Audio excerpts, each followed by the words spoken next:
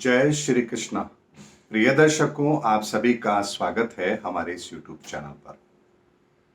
दर्शकों, आप लोगों के जीवन में भी कुछ लोगों के ऐसा जरूर हो रहा होगा। जब आप कहीं जाते हैं और कुंडली दिखाते हैं तो आपको कहा जाता है कि आपकी कुंडली में तो ये ग्रह उच्च का है, बहुत अच्छा है, राजयोग बना रहा है और ये समय आएगा तो आपको जिंदगी के अंदर बहुत बड़ी कामयाबी मिलेगी। लेकिन वास्तविकता ये होती है कि जब उस समय आता है तो आप देखते हैं कि आपके जीवन में संघर्ष और बढ़ गया है।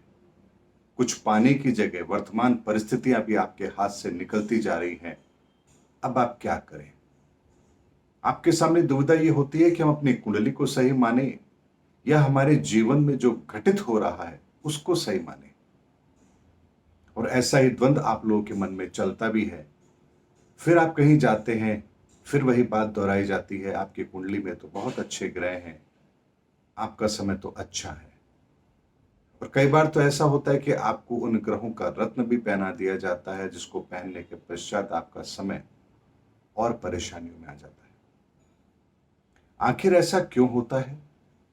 क्या ज्योतिषीय विद्या गलत है, या आपकी कुंडली गलत है, या जो व्यक्ति आपको बता रहा है उसकी कैलकुलेशन में कहीं मिस्टेक है? कहीं ना कहीं कोई ना कोई बात तो ऐसी है जिसकी वजह से आपको सही रास्ता नहीं मिल रहा है। और दर्शकों, यदि आपको याद हो तो मैंने जन्माष्टमी के दिन भगवान श्री कृष्ण की कुंडली का एक एनालिसिस किया था। हाल ही में 2 दिन पहले की बात है। अगर आपने वो वीडियो नहीं देखा है तो एक बार उसे जरूर देखिए। भगवान श्री कृष्ण की कुंडली में भी बहुत अच्छे योग थे। हर ग्रह की स्थिति बहुत अच्छी थी, राहु और केतु को छोड़ देता हूं, यानी ज्यादातर ग्रह अपनी उच्च राशि में, स्वराशि में स्थित थे। लेकिन उसके बाद भी भगवान श्री कृष्ण ने अपने जीवन के अंदर बहुत संघर्ष किया।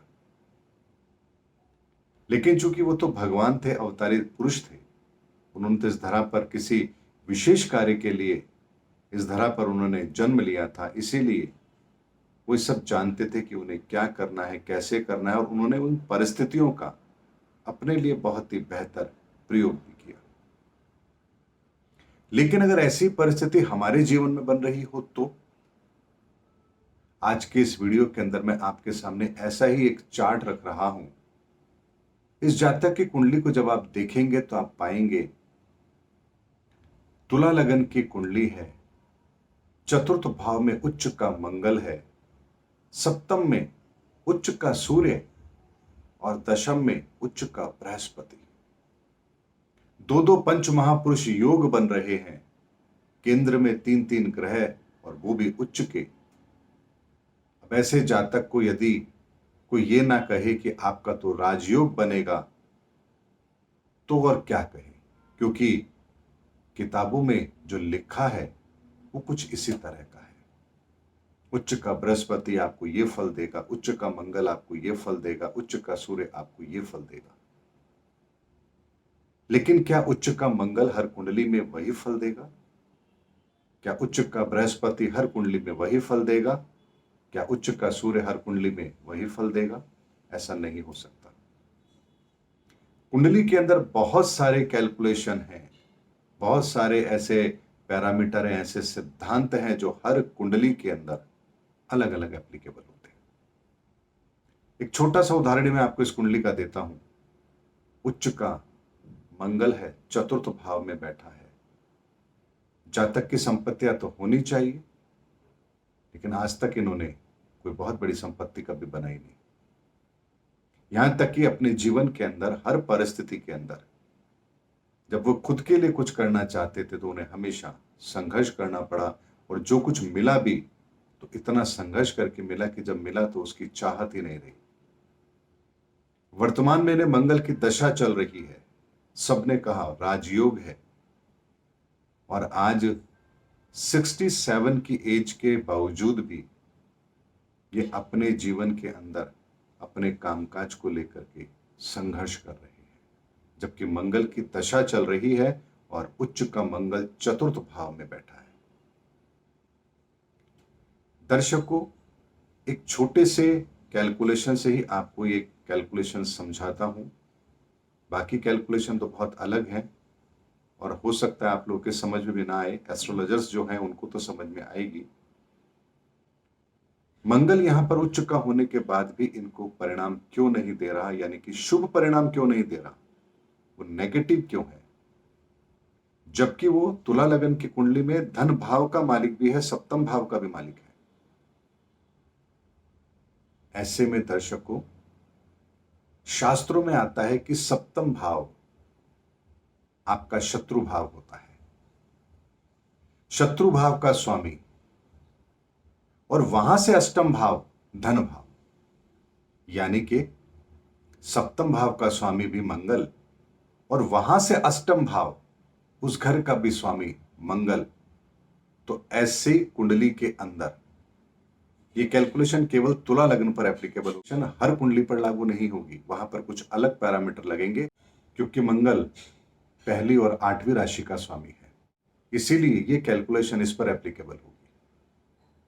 ऐसे में सप्तम से अष्टम भाव का स्वामी मंगल उच्च का होने के बाद भी, केंद्र में स्थित होने के बाद भी, पंच महापुरुष योग बनाने के बाद भी इस जातक के लिए नेगेटिव परिणाम देने वाला होगा। रोजमर्रा की आमदनी को प्रभावित करेगा, व्यापार को प्रभावित करेगा, परिवार को प्रभावित करेगा, धन को प्रभावित करेगा। जीवन में जो सुख सुविधा आप चाहते हैं वो आपको नहीं मिलेगी, लेकिन इसके परिणाम देने का तरीका बिल्कुल अलग होगा। चतुर्थ भाव में बैठा है, धन भाव का स्वामी है, सप्तम का स्वामी है, इसीलिए आप ये भी नहीं कह पाएंगे कि आपके पास कुछ नहीं है, और आप ये भी नहीं कह पाएंगे कि आपके पास कुछ है। जैसा आप लोगों ने देखा होगा, बहुत बड़े बड़े राजघराने हैं, करोड़ों की संपत्तियां हैं, लेकिन उन संपत्तियों के कर को चुकाने के लिए भी उन्हें कर्ज लेना पड़ता है, क्योंकि कई बार संपत्तियां भी आपके लिए लायबिलिटी का कारण पैदा कर देती है। ये मंगल यहां पर इन्हें इसी तरह के परिणाम देगा। इसीलिए दर्शकों, एक कुंडली का एनालिसिस मैं नहीं कर रहा हूं, केवल आपको एक पैरामीटर बता रहा हूं कि कैसे हमारे जीवन के अंदर उच्च के ग्रह भी, कुंडली में अच्छी परिस्थिति होने के बाद भी हम अपने जीवन के अंदर परेशानियों से घिरे रहते हैं। और उसका मूल कारण है कि हम अपने जीवन के अंदर इन ग्रह स्थिति को सही तरह से उनका आकलन नहीं कर पाते हैं और उसके आधार पर उसका समाधान नहीं कर पाते हैं, जिसकी वजह से हम अपने जीवन के अंदर उन अच्छे रिजल्ट को नहीं ले पाते हैं जो हमें मिलने चाहिए। दर्शकों, जैसे एक किसान अपने खेत में बीज डालता है, बीज डाल देने के बाद पौधा भी निकलता है, लेकिन इसका मतलब ये नहीं है कि वो अच्छी फसल लेने में कामयाब होगा, क्योंकि उसके अलावा भी ऐसी बहुत सारी परिस्थिति हैं जो उस पौधे पर एप्लीकेबल होंगी। बारिश समय पर आएगी या नहीं आएगी, जानवरों से उसकी सुरक्षा होगी या नहीं होगी, जो बीमारियां उसमें लगनी है उससे आप सुरक्षा कर पाएंगे या नहीं कर पाएंगे, समय पर उसको पानी मिल पाएगा या नहीं मिल पाएगा, और समय पर आप कटाई कर पाएंगे या नहीं कर पाएंगे। कहीं ऐसा तो नहीं कि पकी हुई फसल पर ओले गिर जाएं और सब कुछ सही हो और आप लेकर के जाएं और बाजार में आपको उसका भाव ना मिले, तो भी आपकी मेहनत बेकार है। यानी कि प्रक्रिया छोटी सी है, लेकिन उसके पीछे कितनी सारी कैलकुलेशंस काम करती हैं, वही तय करते हैं कि आपको उस बीज से फल की प्राप्ति होगी या नहीं होगी। ठीक इसी तरह से हमारी कुंडली के अंदर भी बहुत सारी ऐसी चीजें हैं जो एप्लीकेबल होती हैं, जिनको समझना और उसके आधार पर, अपने कुंडली के आधार पर जीवन के अंदर रास्तों को तय करना, अपनी मेहनत को तय करना, ये तय करेगा कि आपको आपके जीवन में सफलता मिलेगी या नहीं मिलेगी। उम्मीद करता हूं दर्शकों, मेरा वीडियो आपको जरूर पसंद आया होगा। अगले वीडियो में आपसे फिर भेंट होगी, तब तक हमारे चैनल पर बने रहिए। जय हिंद, जय भारत।